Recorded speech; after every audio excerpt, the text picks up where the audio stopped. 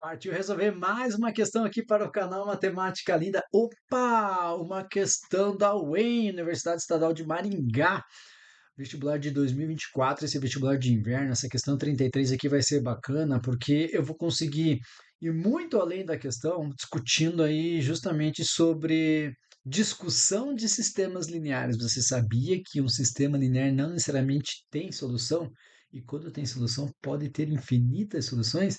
Então, tudo isso aqui a gente vai discutir nesta questão. Partiu.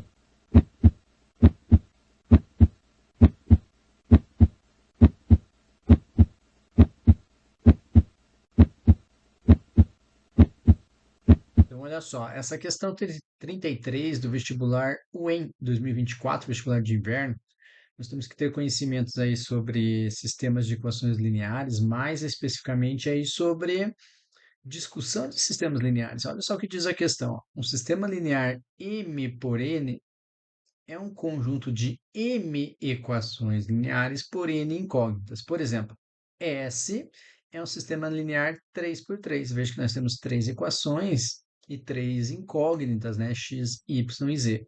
Cada equaçãozinha ali representada em uma linha diferente, né? Sobre sistemas lineares e sobre o sistema S, assinale o que for correto.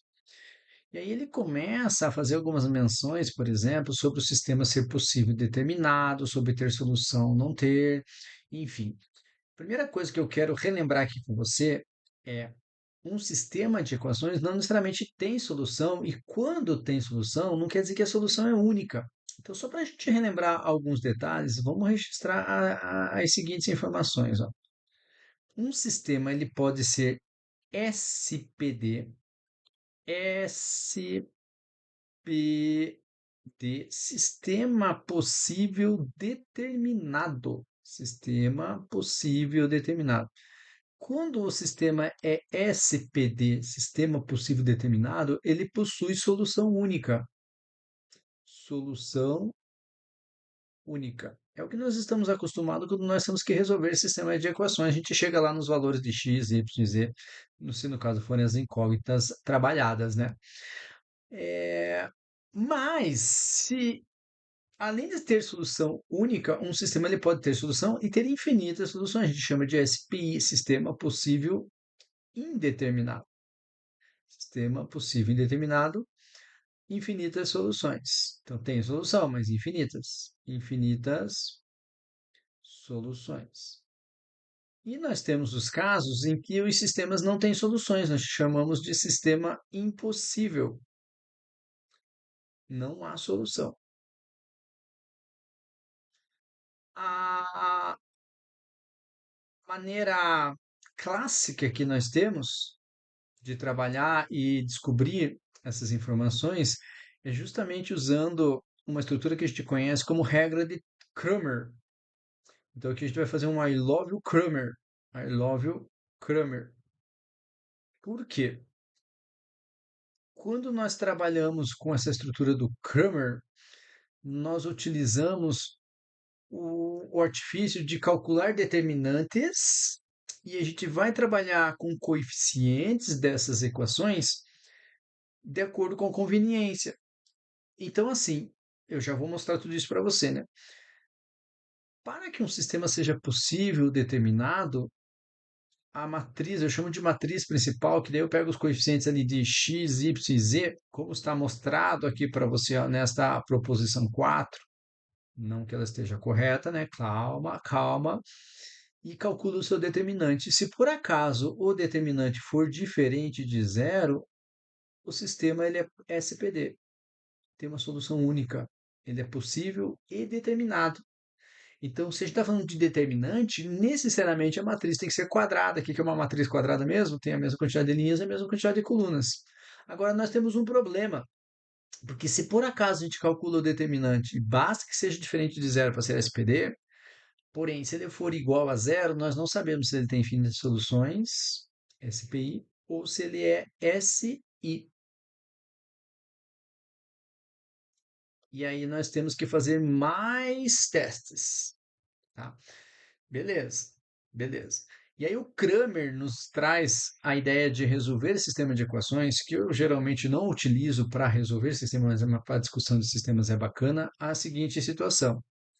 A gente já sabe que se o sistema ali é SPD, basta que o determinante seja diferente de zero. Agora, o que que a gente faz? Eu vou calcular o determinante dx, que a gente chama, o determinante dy, que a gente chama, e o determinante dz, e eles também podem ser iguais a zero ou diferente de zero. Basicamente, a gente tem que pensar assim, ó, para eu descobrir o valor de x de um sistema de equações, eu faço isso aqui, ó, dx dividido por d. Se eu quero descobrir o valor de y, eu faço um dy dividido por d. E se eu quero descobrir um valor de z, eu faço um dz dividido por d. Quem é este d? O d é justamente o determinante do que eu chamo de matriz principal. Eu pego todos os coeficientes de x, y e z e crio uma matriz. Então, por exemplo, aqui ó, os coeficientes de x, 1 e 2.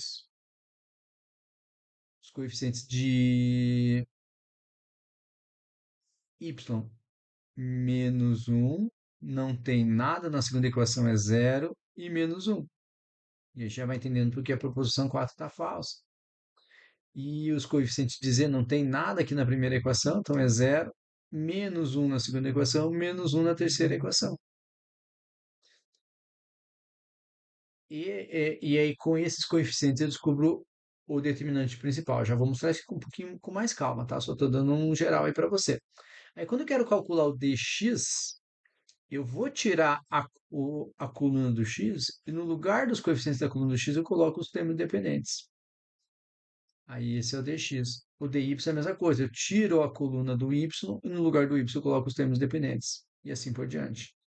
Então veja, para que um sistema seja SPD, basta que o determinante principal seja diferente de zero. Agora, se o determinante principal for igual a zero, além dele, o determinante em relação a x, o determinante em relação a y e o determinante em relação a z também tem que ser iguais a zero.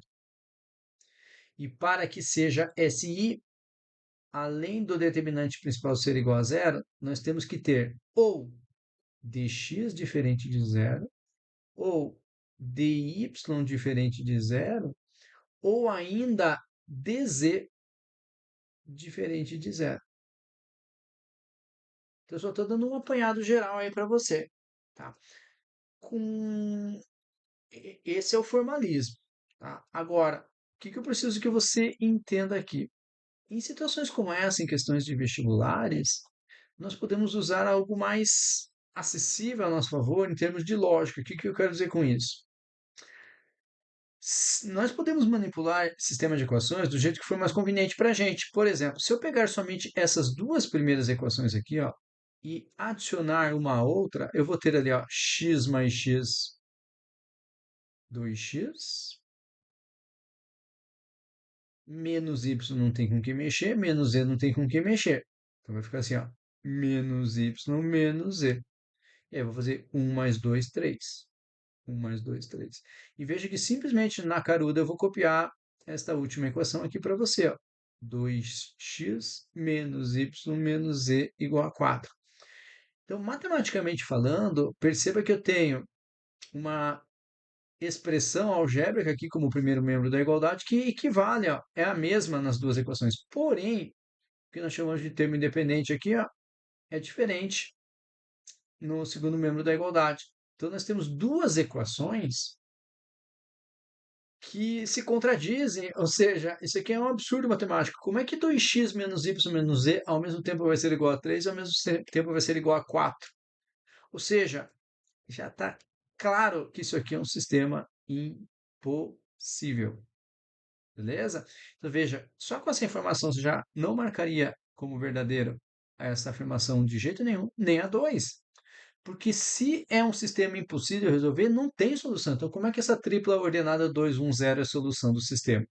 Tá?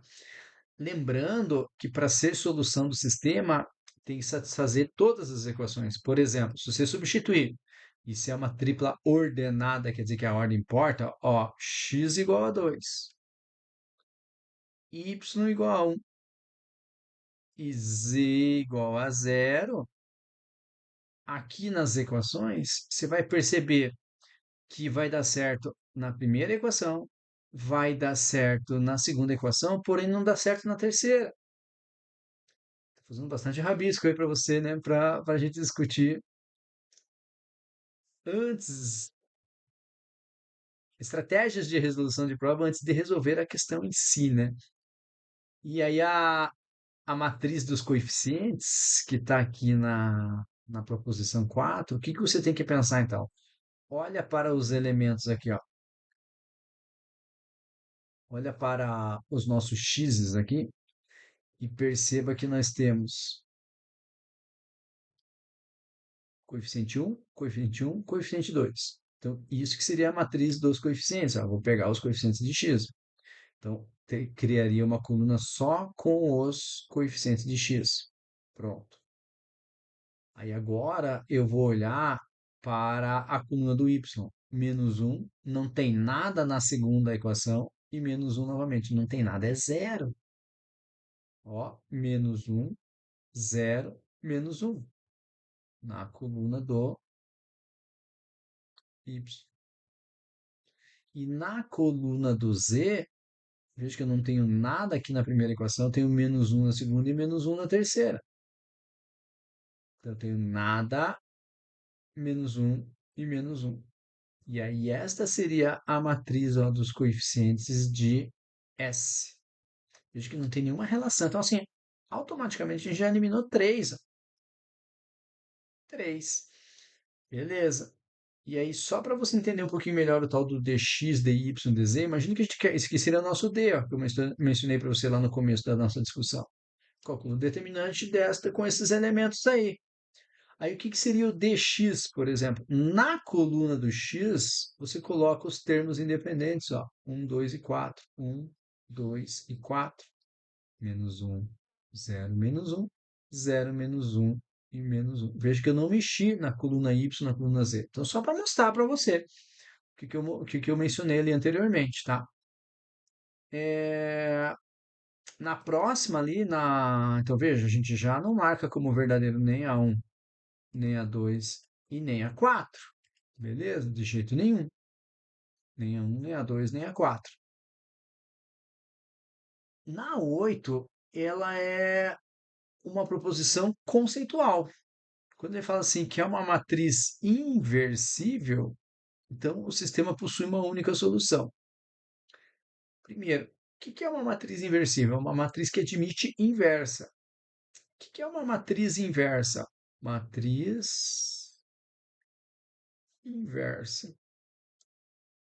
Por definição, nós temos isso aqui. Ó. Se eu pegar uma matriz qualquer, olha o símbolo que eu estou utilizando, matriz A, e multiplicar pela sua inversa, ó, o A menos 1, o resultado vai ser a mesma coisa que se eu multiplicar a matriz inversa por essa matriz, e o resultado é a matriz identidade. Então a gente está falando só de matrizes quadradas. O que é uma matriz identidade mesmo? Uma matriz identidade, por exemplo, já que está falando de uma matriz de ordem 3, uma matriz identidade de ordem 3, três linhas e três colunas, seria uma matriz em que os elementos da diagonal principal são todos iguais a 1 e o restante é zero. Beleza? Então não são todas as matrizes que admitem inversa. As matrizes que admitem inversa são as matrizes que funcionam isso aqui. E nós temos um hashtag segredinho que diz o seguinte: sempre que o determinante de uma matriz for diferente de zero, ela admite inversa. A gente diz que ela é inversível ou ainda invertível. E se por acaso o determinante for igual a zero, ela não admite inversa. A gente chama ela de matriz singular. Então veja, na proposição 8 ele fala assim: se a matriz dos coeficientes no sistema linear 3 por 3 é inversível, então o sistema possui uma única solução. Só que eu mostrei para você agora há pouco, no começo da nossa discussão, que quando o determinante é diferente de zero, ele é SPD, ou seja, ele é possível e determinado, possui uma única solução. Então essa proposição 8 aqui, ó, ela é verdadeira. Então, veja que eu estou fazendo deduções utilizando lógica e Teoria, por enquanto. Aí a gente chega na proposição 16, está falando assim, se nos lugares do um, 2 e 4, que são os termos dependentes, tivéssemos apenas zero, formando um sistema homogêneo, o que que é um sistema homogêneo? Quando as equações, todas elas são iguais a zero. Então, esse sistema seria possível e determinado. Então, guarde uma coisa no seu coração primeiro. Se o sistema é homogêneo, sempre tem solução, só que ele pode ser SPD ou SPI. Nossa, que horror. A gente não sabe se ele tem uma solução única ou se ele tem infinitas soluções. Então, só com essas observações que eu estou trazendo para você, eu não sei dizer. Então, esse aqui seria o único problema que nós teríamos de fazer que não daria para usar deduções lógicas e nem a parte conceitual. A gente vai ter que calcular o determinante, tá? E a gente já aproveita para a gente verificar exatamente por que algumas outras, aquela proposição um ali, por exemplo, ó, não é um SPD.